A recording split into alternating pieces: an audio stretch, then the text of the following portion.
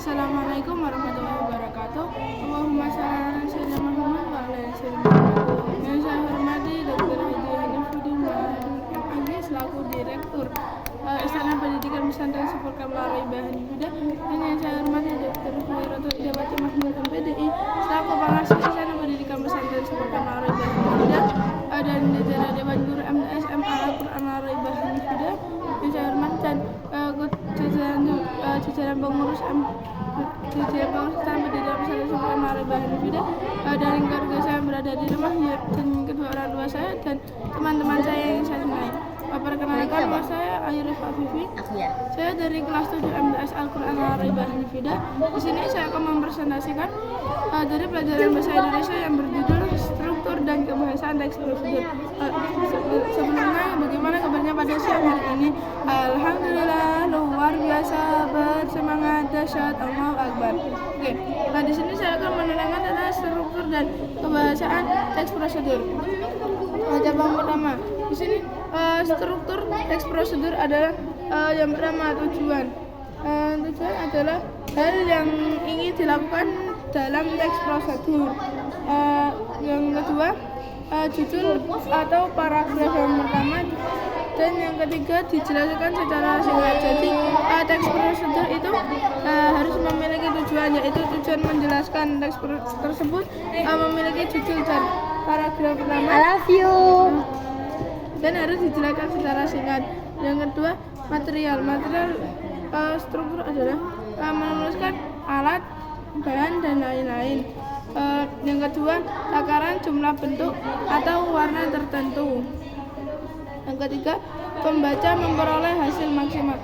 Jadi kita harus menuliskan alat, bahan-bahan, terus jumlah takaran tertentu dan lain-lain. Dan yang ketiga ada langkah-langkah struktur. Yang pertama, tahapan atau proses untuk membuat sesuatu. Yang kedua, kalimat jelas, logis, dan sintetis. Dan yang terakhir adalah penegasan ulang atau penutup. Jadi pada penegasan ulang atau penutup kita harus menuliskan kesimpulan jika pembaca berhasil, dan menuliskan manfaat, dan tidak bertele-tele. Dan yang cabang kedua, di sini saya akan menerangkan tentang kaidah teks prosedur atau bahasa. Kaidahnya yaitu bagi menjadi 5, yaitu yang pertama kalimat, yang kedua konjungsi atau kata hubung, yang ketiga numerala atau kata bilangan, yang keempat kata ganti atau pronomina, yang terakhir verba atau kata kerja. Kalimat dibagi menjadi 3, yaitu imperatif, deklaratif, dan interrogatif. Imperatif adalah contoh kalimat perintah. Deklaratif adalah kalimat pernyataan, dan interrogatif adalah kalimat pertanyaan. Dan yang kedua konjungsi atau kata hubung. Konjungsi ini dibagi menjadi 2. Yang pertama persyaratan, contohnya jika, andai, kalau. Terus yang kedua temporal atau waktu, contohnya seperti lalu, kemudian, selanjutnya, setelah itu. Dan yang ketiga ada numerala atau kata bilangan. Kata bilangan itu dibagi menjadi 2, yaitu urutan ini contohnya pertama, kedua, ketiga, dan seterusnya.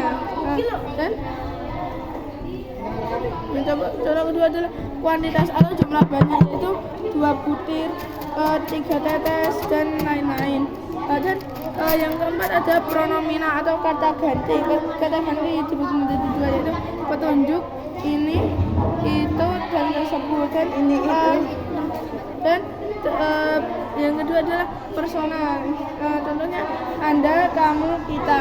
Dan yang kelima atau yang terakhir adalah verba atau kata kerja. Ini dibagi menjadi 2, yaitu material atau tindakan fisik, contohnya menulis, menyapu, memakan, dan lain-lain. Dan yang kedua adalah tingkah laku, contohnya seperti merasakan, mengagumi, memahami, dan berpikir, dan lain-lain. Sekian presentasi dari saya. Kurang lebihnya mohon maaf, semoga bermanfaat. Apabila ada salah kata mohon dimaafkan, karena saya juga masih belajar. Wabillahi taufiq wal hidayah.